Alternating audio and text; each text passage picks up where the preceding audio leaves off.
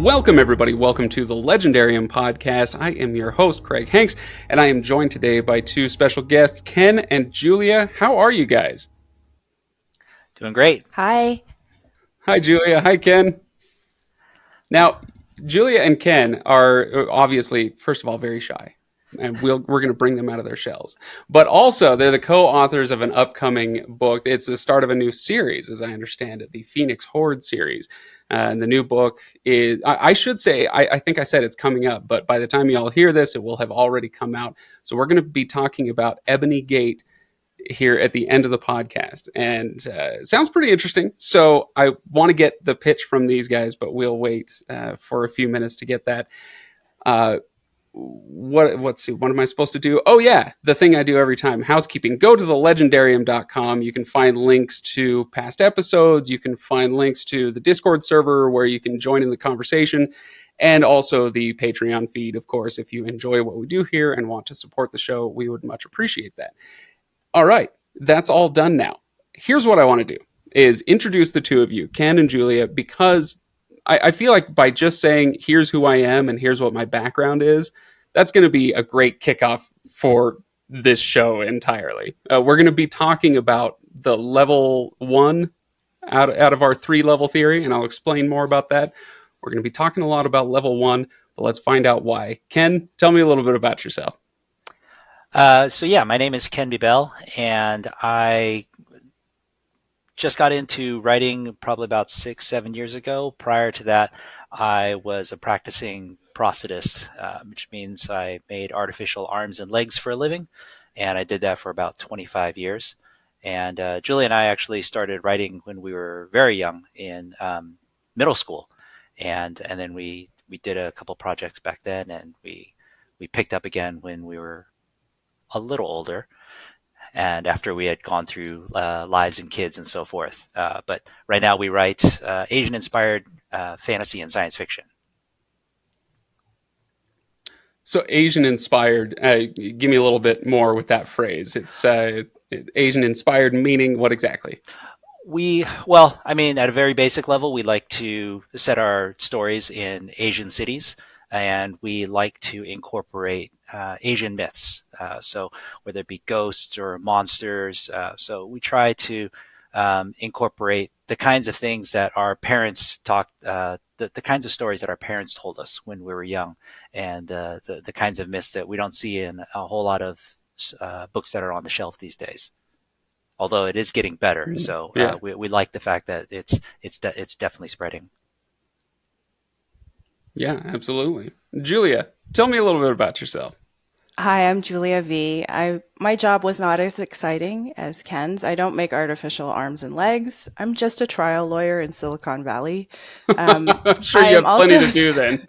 I'm also still day jobbing, but for the most part, when Ken and I talk about Asian-inspired fantasy, mostly we look at books that we loved to read ourselves when we were younger and then say, well, wouldn't it be cool if we made it Asian? And in our view, that's just incorporating the family dynamics of what it's like to be Asian diaspora, some of the wonderful food, and of course, the myth and lore that comes from East Asian countries that we're familiar with.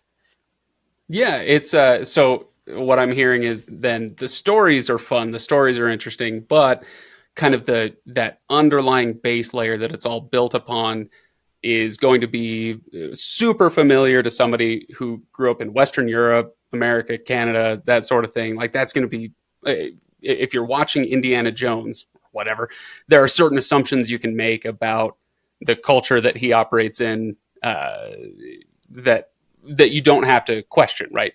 And so you're taking some of those base layer things and just shifting those a little bit so that it's more familiar to a different audience, a more Asian-centric audience.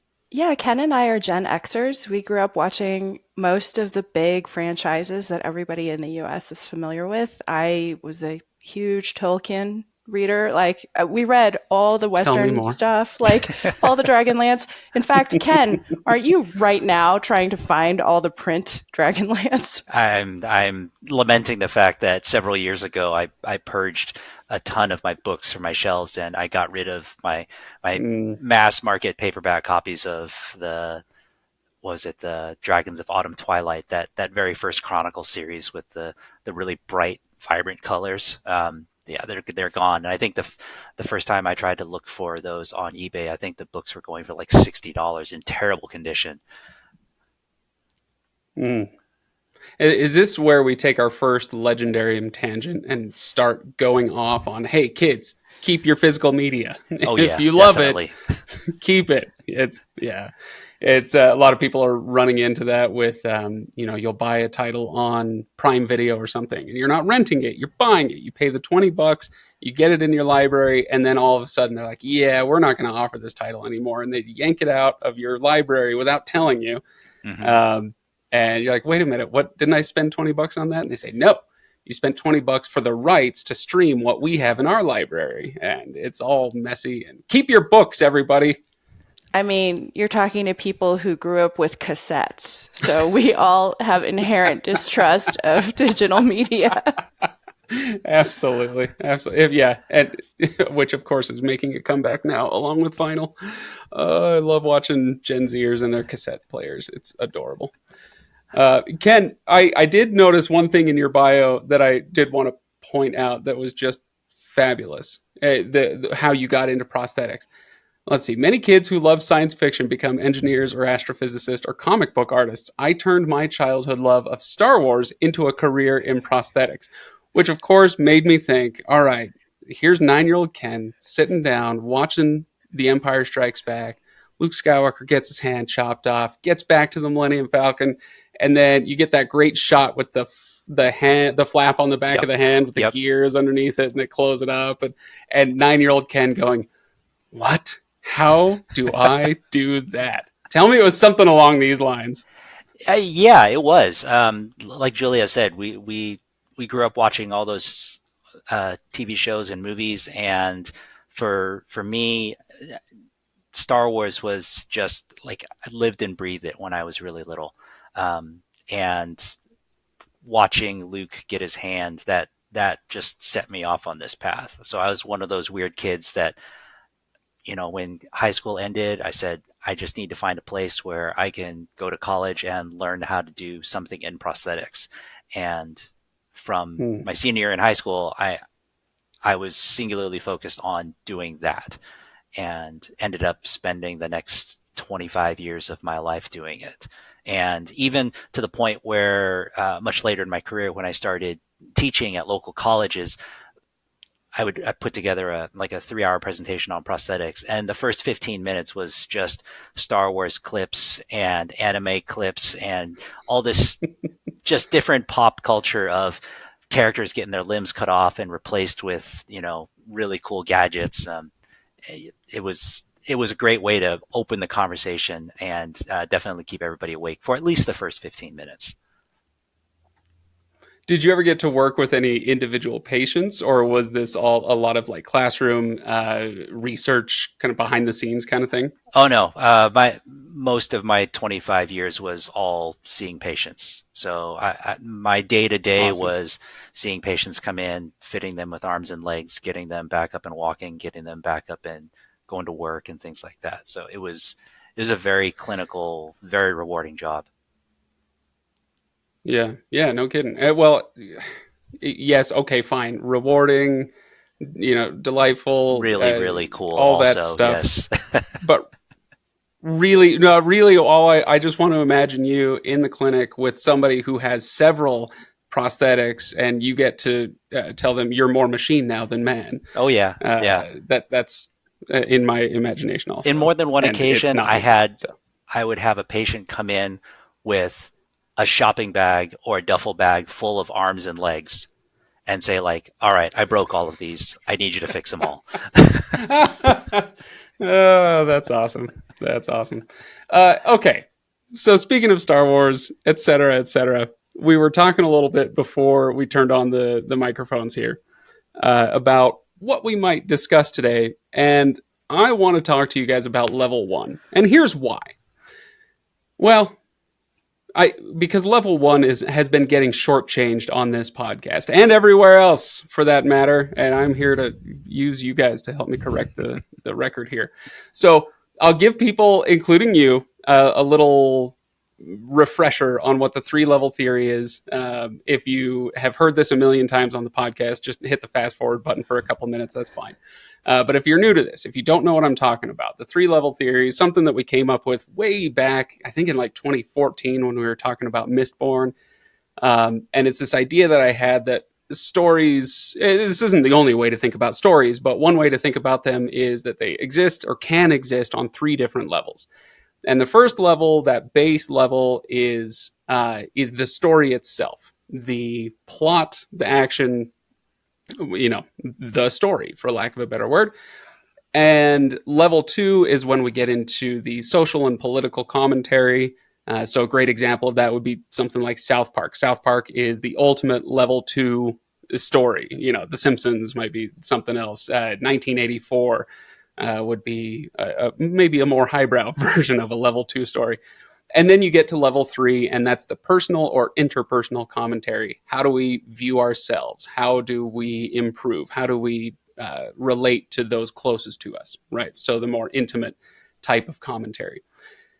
That's all great, but I know because Todd has been hosting a lot of episodes on this show lately that we've been talking a lot about level 3, and I want to bring it crashing back down to earth. I want to talk about level 1 and how awesome that is, because you guys, like you said, you're Gen Xers, you're huge fans of kind of those big franchises that we grew up with, the properties that we all know and love, the Star Wars, the Indiana Jones, the whatever else. And I thought we might have a conversation about this. Julia, I want to kick it to you first. When I talk about those 3 levels, the idea that, I should expound on it just a little more and say that I do think that if you want to have an effective level 2 story or an effective level 3 story, you have to start with your base layer, which is your level 1. You have to tell a good story first, and then you can put some other stuff on top of that, whether it's light, whether it's heavy, in that level 2, level 3 category. But does that ring true to you? And can a story exist purely on level 1? I am the kind of person who can enjoy a story on level 1 where it's just for fun, right? In fact, the entire class of books that I read for a while, I think someone called them Girl with Sword. And I don't think of those as necessarily really heavy on social commentary, although, of course, the setting itself can be a social commentary, especially if it's like a cyberpunk or dystopian setting. I enjoy stories purely for the entertainment aspect, first of all, and then my movie watching is about the same, as Ken knows. Sometimes he'll watch something and he'll be like, "Oh, this is not for Julia," right? And he can determine what he means when he says that. What do you mean when you say that, Ken? And feel free to respond to what I was saying earlier too. Yeah, I mean, first of all, yeah, I definitely, the story has to be there, right? It has to entertain you first, and then you can get in all the other stuff. I think when I'm looking at whether or not I'm enjoying a movie, it's all about like the feeling that it gives me, right? And am I sitting there like sucked into it, or am I like thinking about like the time that I'm losing because I'm reading this book or I'm watching this movie? And yeah, so I think that's really important. I think in the instances where I've, like Julia mentioned, like said, like, I don't think she's going to enjoy this. I think I recognize from our shared experience the kinds of things that turn her off, and I can say like, okay, no, this is not going to be in your wheelhouse. If it's too scary, if there's too much gore, the kinds of things that take her out of it. So even within what I'm calling level 1, there are different categories, right? A Western may resonate with you in a way that a horror movie doesn't. Don't watch Bone Tomahawk. Just don't do it. That's, I don't know, Ken, you're laughing. I don't know if you've seen that, but it is a shockingly horrific Western. Just the title alone is a warning for rough. me. It is rough.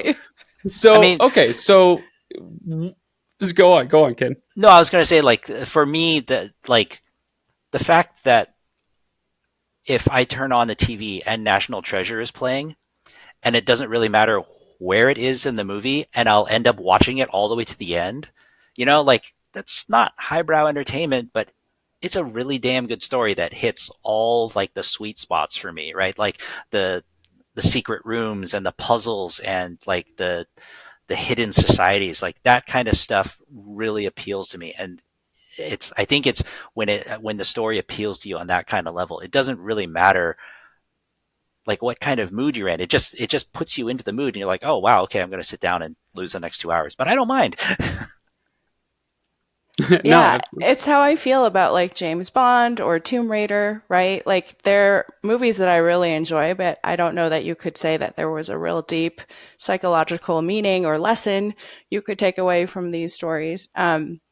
I just took the kids to see Across the Spider-Verse, and it Oh, was yeah. incredibly entertaining, really good. And I think it had both. It had just all the dazzling things, music, sound, story, character development on the level one, but even at the level three, right, about what you Hmm. believe, what you think you could do as an individual, it just really hit on all those notes. Yeah, I think Marvel movies are a great example of something that is, as a rule, it kind of lives in that level one. Hey, we just want to tell a good story. We want to take you out of your life for a couple of hours, give you something else to escape into.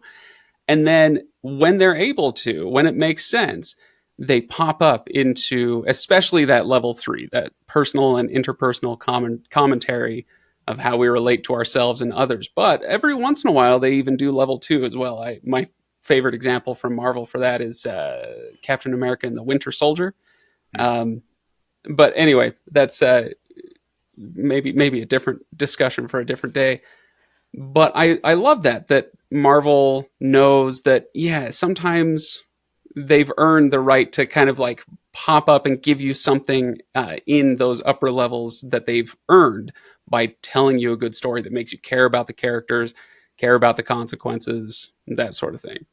I don't know if that's still the case as much as it was in the first decade of Marvel movies, Yeah, I don't know but I'd what be phase interested to they're in track. now. Yeah, yeah. Phase 18. I don't know. Tony Yeah, I Stark mean, that is. Guardians of the Galaxy Oh, ending, the new one. yeah, it was pretty intense. It was not like the first one at all, but I still think that, like you said, they earned everything. So we're there for the ride, right? Yeah. And the deeper level story. So let's throw a few titles at each other, and then we'll talk more, philosophy about level one stories and all that stuff as we go. But favorite movie that is to you pure escapism. There's really nothing else to it. It's just a good time at the movies. For me, it's Pacific Rim. People know this. I've talked about it a few times on the podcast. I think it's just the perfect example of a level one movie. I love Pacific Rim, but mine is probably Tomb Raider, the first one. The first one with Angelina Jolie, Yes. amazing. Um,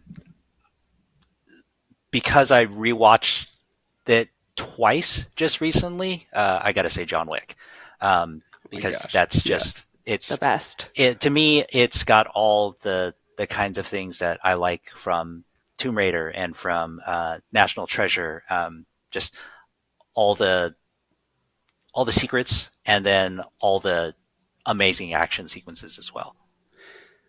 It's a never ending thrill, right? I went and Yes. rewatched that first one recently, and I watched it with my wife who hadn't seen it yet, and she said, "Well, no, I think I said to her about 2/3 of the way through the movie, I said, how are you doing? You like with the story?" And she goes, "What story?" And I was like, "Okay, good. All right, you've caught on. All right, good. Glad to hear it." I mean, John Wick is so amazing because of the world building, right? It is like, obviously, all the action sequences are just incredible. I love all the hand to hand combat, but the secret world aspect with their own currency, their own Mm. rules, that just all of that is so good. There's a blurb, a DVD blurb that I remember from years ago. people of a certain age, i.e., mine, pretty much exactly, might remember the TV show Veronica Mars. It was like a UPN show, and then it was on the CW, and it was about a teenage girl detective in Southern California, and it's absolutely ridiculous, and it's the most fun thing you'll ever watch, and it's what gave the world Kristen Bell, so we have to thank it forever.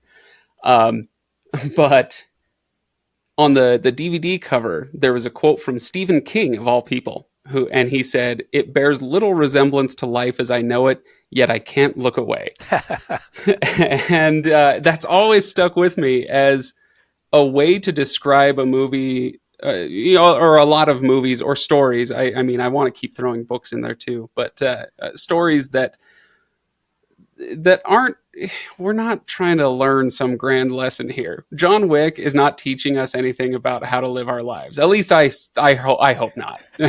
I'm sure that's not true for some people, but please don't let John Wick inform your moral decision making or anything like that. Yet you can't look away, right? There's something there. So when someone says to you, I don't like science fiction, I don't like fantasy, I don't like stuff exists outside the real world because that's just escapist. What do you say to something like that when you're watching John Wick or Pacific Rim or James Bond? That's just escapist. I personally use it for escapism, like all fiction, so I can't even understand a response like that. What do you think, Ken? I mean, yeah, I gotta echo Julia here that I read and watch all this stuff to get away from the real world. I mean, that's kind of the point of it. Even the stuff that does manage to get up into level 2 and level 3, like you said, I think all of it is still escapism at some point. It's just whether or not you get taught a lesson while you're along for the ride. Mm. Yeah, I mean, Julia, if you're a Tolkien fan, you might have run across his quote, which I'm going to paraphrase very poorly, but it was something along the lines of, in his very Catholic way, he thought of life as a prison, this mortal coil, and all of that stuff. And he said something along the lines of, if you were in prison and someone offered you a way out, why wouldn't you take it? Of course it's escapist. Now enjoy it. That's what it's there for. And then, Ken, I like what you said. It's once you're out, are you going to learn any lessons or not? Is it just an escape? I think that's enough. I think it's enough to beat the kind of rat race of life or whatever you want to call it. Just get out of that for a minute and then go back to it later refreshed. And Tolkien was this very serious academic, right? So you can imagine he lived a fairly typical academic life, right? And you can read his books on that one level just for enjoyment, for the story, for all of the high points, this epic fantasy, this world he built. Or you could use it for allegory, for harder things that were going on in real life. But me personally, I just like to read it for the story. All right. Well, let's talk to you about your story and what you guys, both what you have written. I want to tell people about what you have done and then what's coming out this month. And how that all fits in with this. Normally, I was telling you before we started, I usually carve out like 5 minutes at the end to do an elevator pitch and then say, hey, thanks for coming. But I actually kind of want to extend this part of the conversation a little bit and say, what have you guys written, and where do you feel like it might fit in this levels theory that I've got, the 3 levels theory? But yeah, give me a sense of, let's start with what's coming out this month. Okay, so July 11th, and I guess by the time the readers are hearing this, it's already out in the bookstores. Yep. The story that Ken and I pitched as Asian female John Wick with dragon magic is going to be released in the world. We wrote this story during lockdown. So as you can imagine, when we were just talking about escapism and like the prison feeling of this mortal coil, for sure, Ken and I were trapped in California where there were all these fires and the air quality and the sky was like that dystopian orange. it's really exciting that this book is coming out 3 years later. Traditional publishing was also delayed because of Mm. the pandemic as well. So the already long publishing schedule was a year added on to it. Ken, anything to add? Um, yeah, like Julia said, I hadn't thought of the writing of the book as escapism, but I mean, we did so much of it, you know, through and leading up to pandemic, and then all of that happened. Yeah, it was. I'm just remembering back to like the first time I went to a movie theater during pandemic, and we went to see Shang-Chi, and we rented out a Mm. theater, and it was exactly that. It was that breaking out of that prison, and and just getting away from the world for a little bit. And the book, Yeah. the book is like it's to me it's the what we've been trying to achieve of blending our the Asian myth and the family dynamic and all that, and mixing that with all of the urban fantasy that we really loved to read. Before we wrote this, we were writing a military science fiction series that we self-published years ago. And when we were looking at like, well, what do we want to write next? We looked at our shelves and we said, oh my gosh, we read all this urban fantasy. Maybe we should try writing urban fantasy. And then we blended it Mm. with this idea of the Asian dragons and Asian myth, and threw it all together. Threw in a little bit of our Chinese diaspora experience, and it came out with something that I think we're both really really proud of. And with this story, so you're talking about Ebony Gate. I just want to, I'm going to say it as many times as I can. Okay. So people Thank you, go Craig. and Google Thank it, you. right? So it's Ebony Gate. It's part of the Phoenix Hoard series. That's Hoard, like as in a treasure trove, not as Correct. in the Mongols are invading. Yeah. So people can go check that out. And of course, I'll link to it in the show notes. It's not going to be difficult to find. Just hit the button and you'll get there. But anyway, with Ebony Gate, as it relates to this three levels theory that we've been talking about, um, I want to ask you about whether a story and whether your story can exist only on level one, because I would argue it can't. It can't actually do that. You can't never go up into levels 2 or 3. So you take something like Pacific Rim, and you have the kind of it it rides the line. I think it's a platonic love story between the two leads. They never spell out that it's romantic, but whatever. But there's that kind of camaraderie between the two leads and how they interact with each other and their father figures and all of that. And so that kind of just a dash of that level 3 fuels it gives you something to keep the level 1 going, right? A reason for these things to happen. Maybe level 2 would be, with the social and political stuff, maybe that would also potentially provide stakes for whatever the plot is. But where does your story exist, Julia? And what do you think? Do you have to use levels 2 and 3? Okay, clearly we started with one, right? We started with level one. Like, why don't we tell this really fun adventure story set in San Francisco with all of these monsters and this kind of secret world within this world, right? But when we were writing it, we realized that Emiko's story is a story about being an outsider and becoming an insider.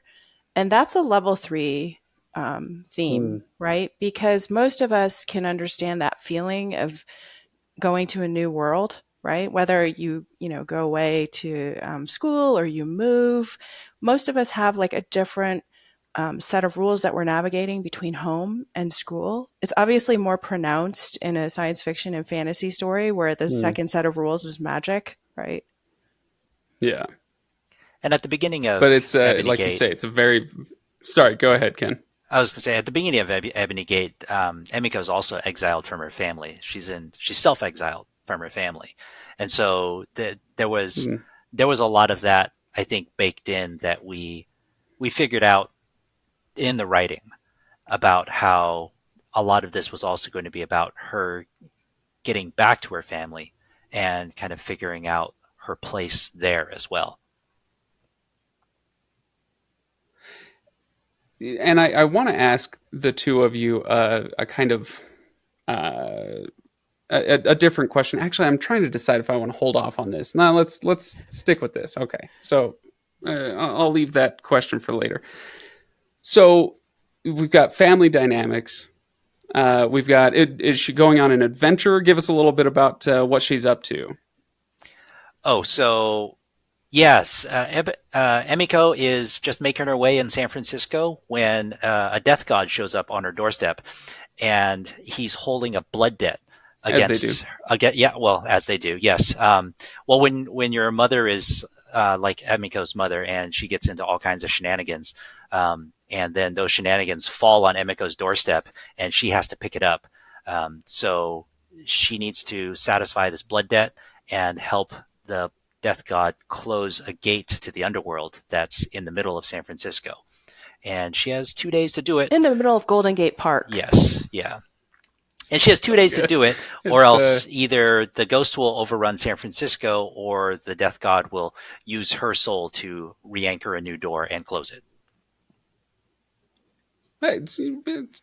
So either way, it's sixes, Yeah, right? It's an easy weekend. So it sounds like what'd you say? It was John Wick, girl with sword, dragons. Am I? Is that the no elevator actual pitch again? What dragons was in it? this book? I don't want to oversell it. It's Dragon magic. Dragon magic. Dragon magic. No, it's as you between that and then this description that Ken just gave, it's what if the Ghostbusters had John Wick on their team? Oh my gosh. Oh, okay. There you go. It's funny. We had this. We had this Shinigami, this death god, and somehow he became incredibly bureaucratic. He's this busy official in hell, and he has other things to do. And it's like this like administrative checklist that he's going through. Whereas for Emiko, it's her immortal soul at risk. Oh my gosh! So now I'm bringing in shades of screw tape letters or something like that. It's all very templatized, demonic templatization. He's got things to do. There, print that on a T-shirt. That's awesome. It's funny though, because like for books, we did notice a lot of people used other properties to comp for Ebony Gate, right? So when we asked our fellow authors to blurb the book, a lot of them did use properties like Shang-Chi or Doctor Strange because of that feel to it, right? Yeah. Well, there you go. It's I both love and don't love comps because you're like this work should it should stand or fall on its own, and let's not have to reference everything. But at the same time, it's like, hey, if I want to get an idea of what I'm getting into, it's helpful to know kind of what realm this exists in. And so, yeah, I have a love-hate relationship, but I use them. Obviously, I just did. So, okay. So, what age group is this aimed at? Are we talking YA stuff? Is this getting into adult territory? It is an adult fantasy, but I do have teenagers and tweens. This book has no profanity and no sex, so low steam. It doesn't really have anything objectionable. So my kids have read it. Yeah, nice. You're not playing in the blue or the red. All right, good. So now I want to get to my other question that I was holding off on, which is away from the philosophical level 1, 3, whatever stuff that we've been using, and just kind of get into what it's like to co-author a book. The reason why is because I don't have a lot of co-authors that come on the show. I have a lot of authors that come on the show, but only rarely do I get co-authors. So I want to ask you about your process. Why you co-author together instead of going alone? What are some of the benefits and drawbacks of doing it that way? How did you said you've been writing together since junior high, but then you're not in junior high anymore, and now you have to collaborate as adults and actually create a real publishable book, and not chemistry class notes or whatever. So how do you do it? What's what does the process look like? Let me give you some context. So when we started writing when we were in middle school, um, we wrote a swords and sorcery epic. It was probably about 30 pages. Um, but we wrote it together separately at home on our PCs. And then we would bring the story to school on a 5.25 inch floppy disk and trade it back and forth in the hallways. And then just go back and forth and say, like, okay, you write the next part. Okay, you write the next part, and go back and forth like that. So that was our first collaboration. I still have a hard copy printout of it at my parents' house. My mom was the last person to read Amazing. it. She'll be the last person ever alive to read it. But we actually won $50 off of that story by sending it into I think a contest that I read about in the back of a book. Um, and I'm pretty sure we spent that prize money on like comic books or Magic the Gathering cards. Probably, yeah, comic books for sure. Um, and then For me, it would have been the 5.5 inch floppy disk version of Star Wars chess that I played ah, religiously through the 90s. Yeah.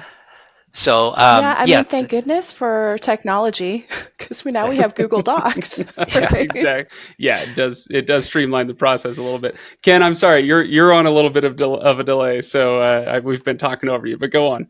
No, it's fine. So yeah, through high school, we had more collaborations where we had like a dystopian story that we didn't finish, and I think there was like a Regency type of fantasy that I remember Julia coming up with a lot of like gowns and names and hairstyles for. We had tons of notes, and those didn't really go anywhere. And then we didn't start collaborating again until after we'd had kids, and Julia had done NaNoWriMo in what, 2017? Yeah, so I was living in Northern California and Ken was in Southern California. And I think at that point, our kids were older. We had a little bit of breathing room. It had probably been 30 years of not writing at that point. And I don't know what happened, but I decided to do NaNoWriMo. And after banging out 60,000 words or something, I said to Ken, I think I'm going to take a writing class. And I took an online writing class. And then I flipped him like the 5,000 word story. I'm like, write the next chapter. And that just kicked off the beginning of, I guess, what has now been 6 years of collaboration as adults, right? So in your case, then it's not. Oh, I'll be the ideas person. I'll help you outline the story, but you're the writer. So you actually put the prose down. You're both doing both parts of this as you go. Yeah, we write simultaneously and in the same document, sometimes at the same time, because we both like to write in the evenings after dinner. Mm. We have written the same sentence before in the same Really? document. We can write in the same paragraph together. It's really fine. If one of us has a much more established vision of the scene or where something should go, they'll just run with it. And we come at story very differently. I actually can't see a scene very well until I block it out with words. I think Ken's process is a little different. Yeah, Yeah. How so, Ken? my process is a lot more visual. I'll actually imagine the scene in my head as if I'm watching a movie, and then I'll basically transcribe it out from that. So if Julia gives me an idea and says like, oh, I think the next scene should do something like this, then I start seeing it, and I start writing it out. And yeah, like Julia said, it's our process is very fluid, back and forth between the two of us. We'll talk a lot on the phone almost every day, working out story problems, figuring out where does the story need to go next? How do we figure out these particular problems or sticky spots? It's really nice because we rarely have instances where both of us are stalled out on writing at the same time. So if one of us stalls out, Mm. usually the other person will pick up, and just keep going. And then that helps the person who was stalled out kind of pick it back up again. Yeah. Yeah, Which, there's no sorry, go writer's on. block. Yeah, I was just going to say there's no writer's block because if he stops at a scene and I keep writing, he might read that portion and say, no, that's not what I had in mind. And then he can sort of smooth it out in a way that he can,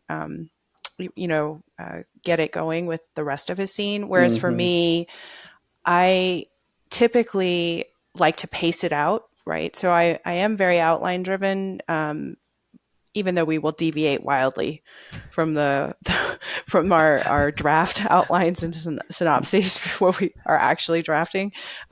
In fact, a year after a book is done, I'll look at old notes and be like, "Wow, we wrote a totally different book." But It's all right. That means we can So still writing reuse the is first outline. usually thought of as oh, there you go. Yeah, just spin a different story. Yeah, use the same outline. And I will not name any names, but there are plenty of authors out there with very, very long series, detective novels or mysteries or whatever, who you can kind of see the base outline, and then they just spun up some different details and threw it out there. So there you go. There's your shortcut. You're welcome. I was going to say, writing is generally thought of as a very solitary pursuit, right? We have the image of the writer kind of hunched over the typewriter, or these days the keyboard, going at it. But do you prefer writing this way? Do you still like to write alone, or is this kind of the only way that you want to do it these days? We have been writing short fiction separately, and that's a really, I think, helpful process as an individual writer. But when we work together, it's almost like how television writers have a TV room, right? And they're collaborative. So I feel like I get the best of both worlds by doing that. And even in our you as well, our Ken? short fiction, even in our short fiction, I think we'll still bounce the finished product off of each other and say, hey, take a look at this. Tell me what you think. So it's like Julia said, it's great. It's like having a constant critique partner to take a look at what I'm writing and, kind of point out my faults and say, like, you need to stop doing that thing that you always do. And then, okay, all right, I'll fix that. Real-time editor. We really have like our own writing ticks, and because we've been writing together so long, like he can spot mine a mile away and I can spot his, and we know like what the other person's favorite words are. Eldritch. So if Robert Jordan had a writing partner like this, there would have been significantly fewer arms folded under breasts, or I don't know. People who my listeners are laughing their asses off right now. I'm just going to take that one to the bank. All right. Ken Bebelle and Julia V, thank you so much for joining me. Again, the book is Ebony Gate. By the time people hear this, it just came out. So go check it out. I'll make sure I tweet something out or put something on our Discord to let people know that you guys are coming on so they can pre-order the book. But now it's out, so go get it. It's the Phoenix Hoard series, and you're also the authors of the Seattle Slayers series, right? And people can check that out. That's like a YA adventure series. Yeah, we call that one G.I. Jane meets Buffy. There you go. Yeah, the covers, I'm looking at the covers, and that seems just about right. Yeah. So people can go check that out. It has a new installment coming out later this year, as I understand it. So anyway, people have got things they can go take a look at. So Ken, Julia, once again, thank you so much for coming on. Thank you so much, Craig. Thanks for having us.